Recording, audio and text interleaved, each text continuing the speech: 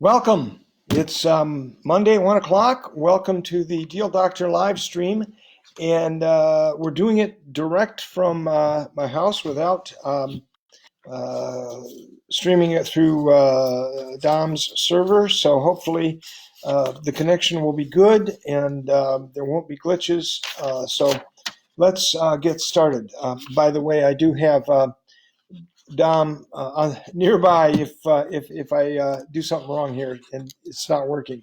But let's talk about 10 days from now.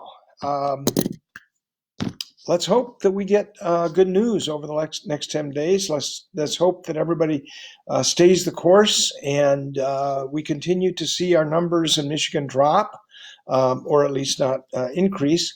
Um, we've had a bit of good news, in my view, that Michigan, in a number of cases, has dropped from number 3 in the United States to 6 or 7. So I think we're hopefully seeing a flattening out. I would like to see a decrease, and I would like to see that continue, as we all would, so that the that we at least get back to work at some limited limited capacity around May 1. That would be great news, and I think, in my view, we should be doing everything we can out there to prepare ourselves. I can give you a bunch of situations. I know that one agent in our company listed a house, got 14 offers on it. Another agent from another company, very well-known agent, posted yesterday that she got 14 or 16 offers on a new listing. One of our agents posted that she has 3 listing appointments set up for the first week in May. That's pretty remarkable. That's awesome, and it's really about changing our mindsets, and facing the fact that we can choose how we want to respond. We can sit back and feel paralyzed and overwhelmed, and feel as though we're victims, or we can go out there and say, you know what, I'm going to do what I can to get listings. We had Terry Johnson on here last week. Great presentation. And I would ask all of us, how many notes have we written? How many contacts have we made since we saw Terry a week ago? We've got to get out there and do our jobs to the best of our ability and within the law.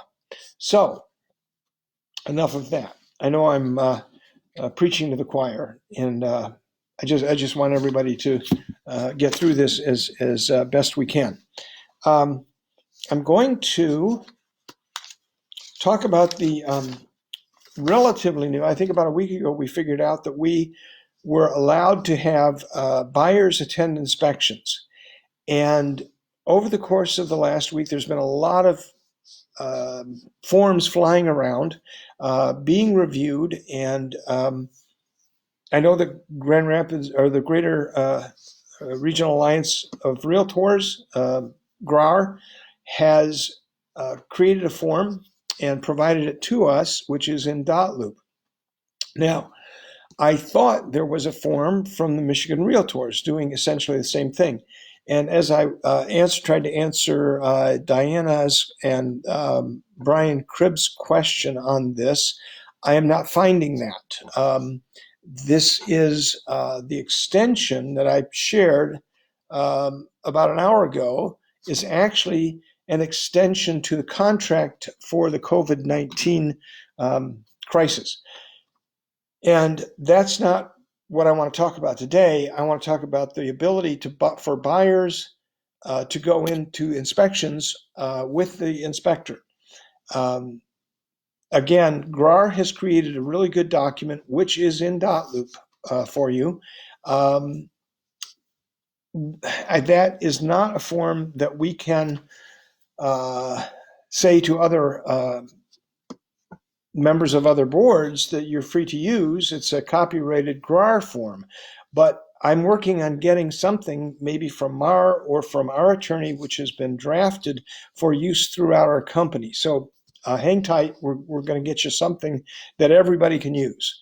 I think the important thing about that particular document is that it is really essential to get the burden of liability, more accurately, off the shoulders of Five Star Real Estate and its agents.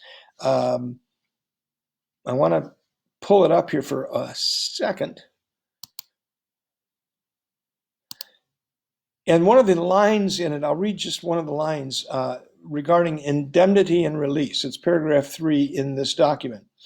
In no event shall buyer, seller, or inspector be liable to each other for A, any of the claims or liabilities arising out of the COVID-19 pandemic, B, entry into the premises by the inspector and buyer, or C, the availability of the premises for inspection by buyer and inspector.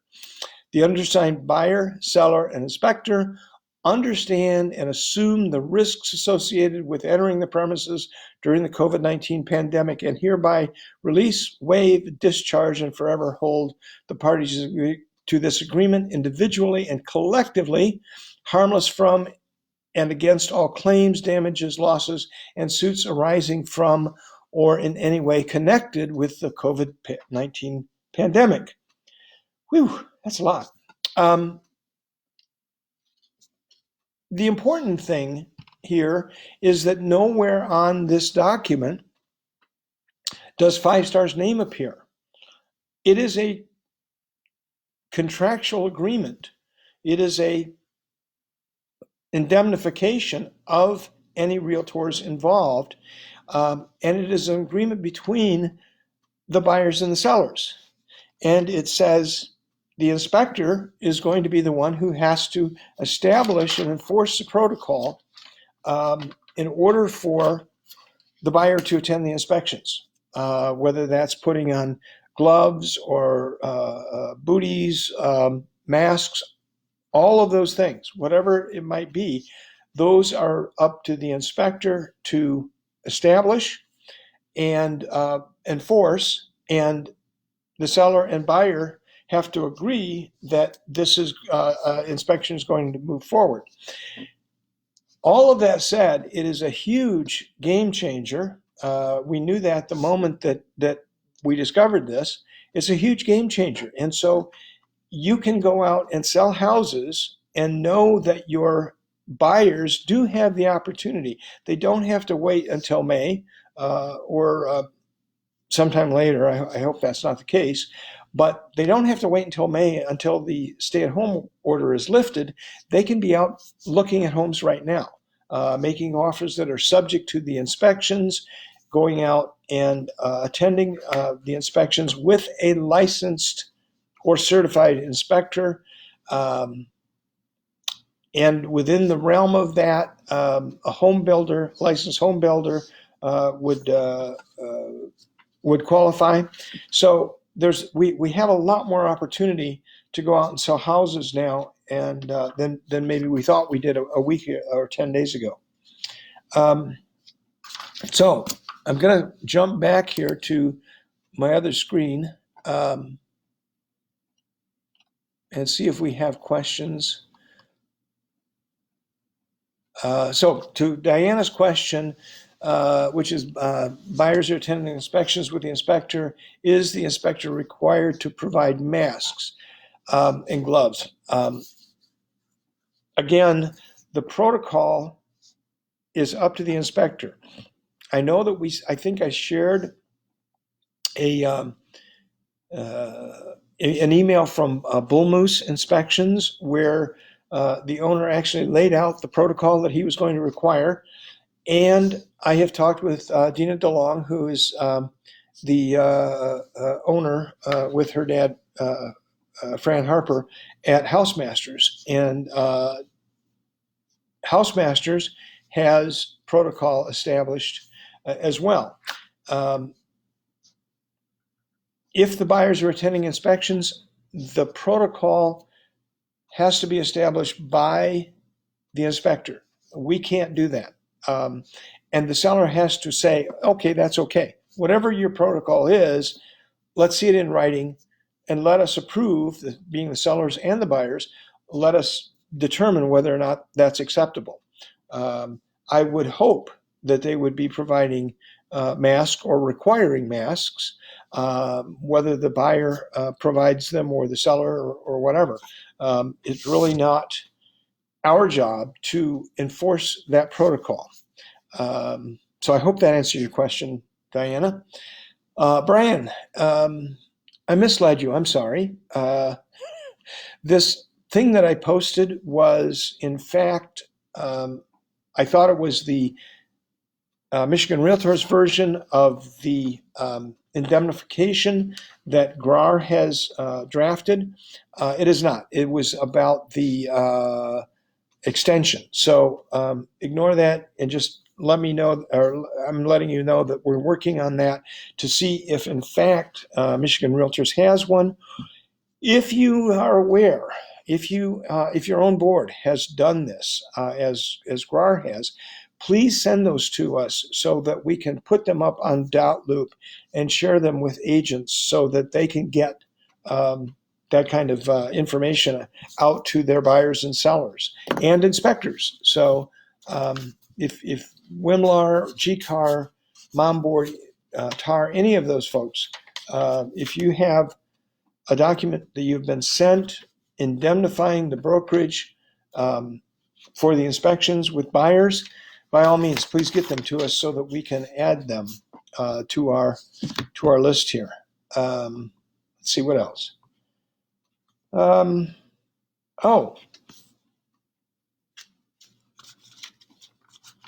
Also, the question was raised about updating our virtual real estate selling document. I know that Paul said that we are going to do that. I think Mary is going to be handling the update of that, and that's going to be a really important piece to use to post on your Facebook page or in emails or whatever to your prospective clients. Again, I'll say it again, as I've said before, that once this order is lifted, those who have listings on the board, on the MLS, are going to see a burst of activity. And I think that right now, they are going to be the ones who will be the first to reap the lifting of the stay-at-home order the most, because there are buyers out there. It's just a matter that there aren't a lot of listings. The inventory is very low, and there's going to be a bunch of people who are going to be out there buying houses. I also want to announce and let everybody know that on Thursday, if you're going to be hearing from Paul or Mary on a town hall with Pat Drucke, our errors and omissions litigator. We are going to ask him questions about issues like how this affects our contracts and how, for example, does it impact on a seller's right to remain in the home after after their possession period. So there are a lot of questions that he's going to be asking. I know that in our management group Zoom meeting this morning, we talked about what we're going to do on Thursday. I hope you all will tune in because I think it's going to be really good stuff. That's at 1 o'clock on Thursday, and that's going to be with Pat Drucke, who is our E&O litigator. So what else do I have today? I don't have a lot other than that, other than to encourage you. We've made it through a long ordeal. I hope that we have made it through. I hope that we're over the hump. I hope that we have reached the peak and we are headed down the other side. I'm not the one to determine that, but I sure hope that we are. I know that everybody wants this. This is not pleasant for anyone. And as Tim Creech says, yes, mindset is key. Let's see. Renee, how can we act in good faith as a buyer's agent if we are unable to see the home prior to the buyer potentially accepting inspections? That's an excellent question, Renee. And I think that we have to ask ourselves, are we the ones who have the right to determine what is in the best interest of our clients? When we start establishing what the best interests are, that's not necessarily what they may perceive to be their best interest. They may perceive to be that their best interests are served by getting in and buying a house. And if that's their choice, they're the client. I'm not an inspector. I'm not an expert in building a house or those things that break in a house. When things break in my house, I usually write a check because I'm not allowed to hold a hammer. So I'm kidding. I actually do some. But the point is that we're not experts. So if a buyer goes in with a qualified inspector and feels comfortable with what they have discovered, it's not necessarily, we're not necessarily acting as less agents to allow that to happen, to put ourselves in a position where we have to review the inspections. That's up to the client. That's up to the buyer. We're in, as I've said hundreds of times, unprecedented times. And people who want to buy, people who need to buy, can make that choice. They're grown-ups. And so if they want to have an inspector, even though you're not able to be there,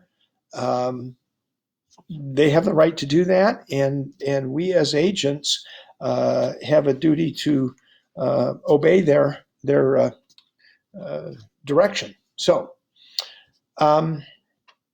Ted French, how are home inspectors responding to this responsibility, liability being added to them? Well, that's a mixed bag.